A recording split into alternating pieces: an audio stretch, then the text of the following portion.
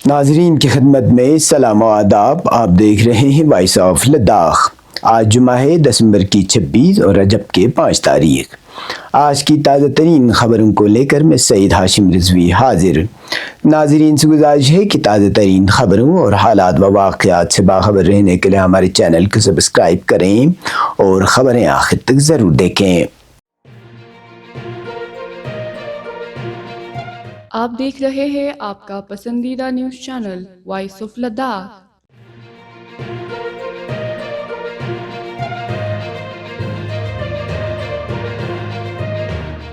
Lieutenant governor Ladakh Kavinder Gupta نے good governance day کے موقع پر سابق وزیر اعظم اٹل بہاری واجپئی کے یوم پیدائش پر لیفٹیننٹ گورنر سیکریٹریٹ میں انہیں خراج عقیدت پیش کیا۔ اس موقع پر خطاب کرتے ہوئے لیفٹیننٹ گورنر نے اٹل بہاری واجپئی کی دور اندیش قیادت کو یاد کرتے ہوئے کہا کہ ان کا دور حکومت قومی تعمیر، شفاف طرز حکمرانی اور عوام دوست پالیسیوں کے حوالے سے ہمیشہ یاد رکھا جائے گا۔ انہوں نے واجپئی کی شخصیت، شاعری اور عوام کو متاثر کرنے والے خطابات کو بھی خراج تحسین پیش کیا۔ لیفٹیننٹ گورنر نے کہا کہ واجپئی جی کا یوم پیدائش گڈ گورننس ڈے کے طور پر منایا جانا اس بات کی علامت ہے کہ وہ جواب دہ انتظامیہ اور ترقی کی ثمرات عوام کی دہلیز تک پہنچانے کے مضبوط حامی تھے، اور یہی ویژن آج بھی لداخ میں طرز حکمرانی کی رہنمائی کر رہا ہے۔ اس موقع پر لیفٹیننٹ گورنر سیکریٹریٹ کے افسران و عملہ موجود تھا۔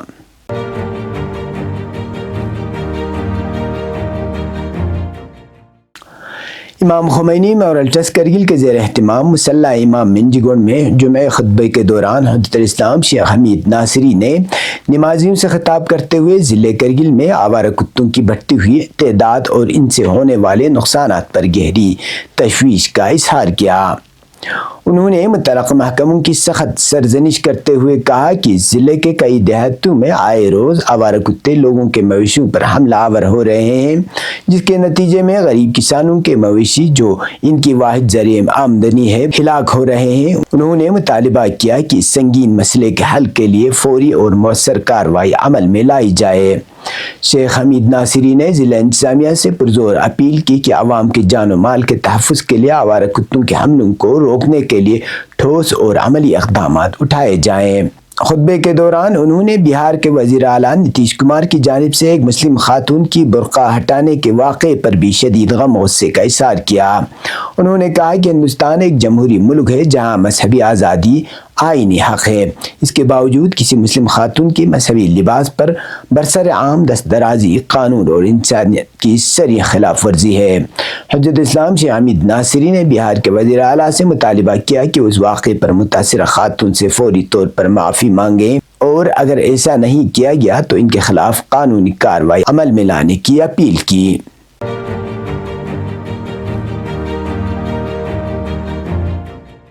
کرشی وگیان کرگل کو زرعی توسیع اور دیہی بااختیاری کے میدان میں نمایاں خدمات کے اعتراف میں لداخ خطے کا بہترین کرشی وگیان کیندر ایوارڈ سے نوازا گیا ہے۔ یہ اعزاز KVK کرگل کے سربراہ ڈاکٹر نسرین فاطمہ کو جموں میں واقع شیر Kashmir university of agriculture science and technology میں منعقدہ 3 روزہ قومی سطحی زونل ورکشاپ زون 1 کے دوران پیش کیا گیا۔ یہ ایوارڈ کسانوں کی دہلیز تک اختراعی اور مؤثر توسیع پروگرام پہنچانے میں KVK کرگل کے مثالی کردار کا واضح اعتراف ہے۔ اس موقع پر وائس چانسلر سکاس کشمیر پروفیسر نذیر احمد نے KVK کرگل کی پوری ٹیم کو دل کی گہرائیوں سے مبارکباد پیش کی اور اس کامیابی کو ماہرین اور عملے کی انتھک محنت اور کسان دوست اختراعات کی مؤثر ترسیل کا ثبوت قرار دیا۔ ڈائریکٹر ایکسٹینشن پروفیسر ریحانہ حبیب نے بھی KVK کرگل کی ٹیم کی خدمات کو سراہتے ہوئے کہا کہ یہ مرکز اپنے پروگراموں میں شمولیت اور جدت طرازی کی شاندار مثال پیش کرتا ہے۔ انہوں نے مزید کہا کہ KVK کرگل کسانوں کو بااختیار بنانے کے یونیورسٹی کے مشن کو آگے بڑھانے میں کلیدی کردار ادا کر رہا ہے۔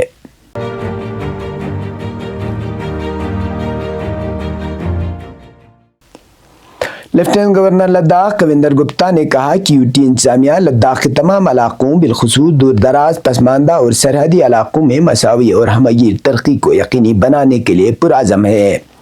انہوں نے زور دیا کہ ترقی صرف شہری علاقوں تک محدود نہیں رہنی چاہیے بلکہ دشوار گزار خطوں تک بھی پہنچنی چاہیے۔ لیفٹیننٹ گورنر شکرچکتن میں منعقدہ کیمپ سے خطاب کر رہے تھے، جہاں انہوں نے 16 دیہات کے نمائندوں سے ملاقات کر کے ان کے مسائل اور تجاویز سنی۔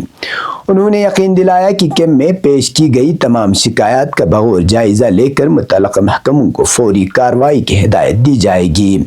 انہوں نے کہا کہ 2019 میں لداخ کو یونین ٹیریٹری کا درجہ ملنے کے بعد ترقی کی رفتار میں نمایاں تیزی آئی ہے۔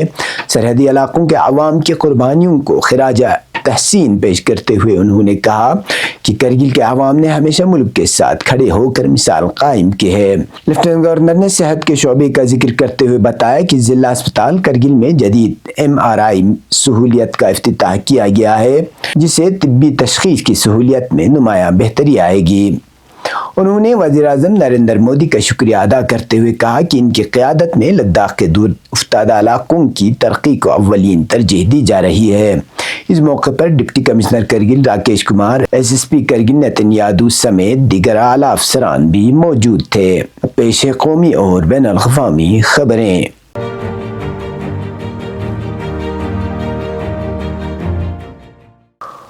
گجرات کے کچھ خطے میں جمعے کی صبح زلزلے کے جھٹکے محسوس کیے گئے، جس سے مقامی آبادی میں کچھ دیر کے لیے تشویش پھیل گئی۔ زلزلے کی شدت 4.4 ریکارڈ کی گئی اور اس کا مرکز زمین کی سطح سے تقریباً 10 کلومیٹر گہرائی میں واقع تھا۔ ابتدائی اطلاعات کے مطابق کسی جانی یا مالی نقصان کی کوئی خبر سامنے نہیں آئی ہے، تاہم انتظامیہ صورتحال پر نظر رکھے ہوئے ہے۔ نیشنل سینٹر فار سیسمالوجی کے مطابق زلزلہ الصبح تقریباً 4:30 پر آیا۔ چونکہ زلزلے کی گہرائی کم تھی، اس لیے نسبتاً کم شدت کے باوجود جھٹکے واضح طور پر محسوس کیے گئے۔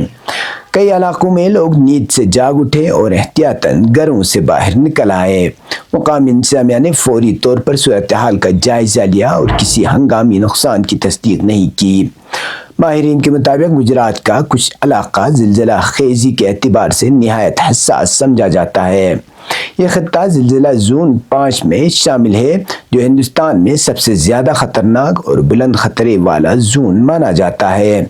ماضی میں اس علاقے میں شدید زلزلے آ چکے ہیں، اسی وجہ سے یہاں عمارتوں کے ڈھانچوں اور بنیادی ڈھانچے کے لیے خصوصی احتیاطی ضوابط پر زور دیا جاتا ہے۔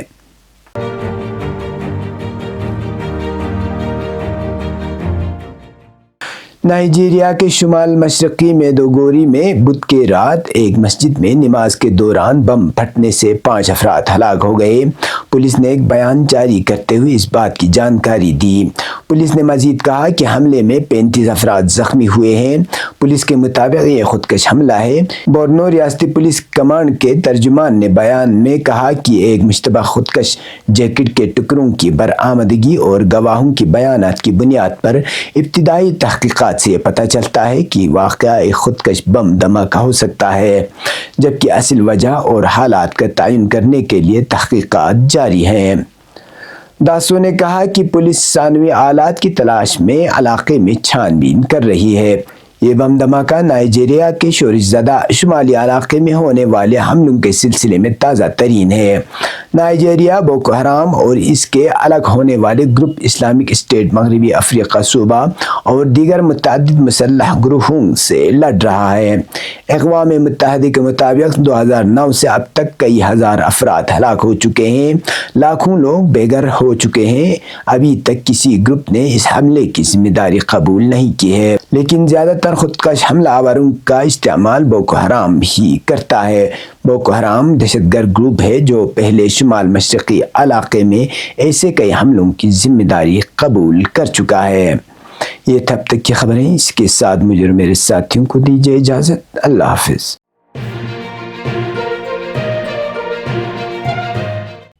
مقامی، قومی اور بین الاقوامی خبروں سے باخبر رہنے کے لیے چینل کو لائک، شیئر اور سبسکرائب کریں، ساتھ ہی بیل آئیکن دبانا نہ بھولیں۔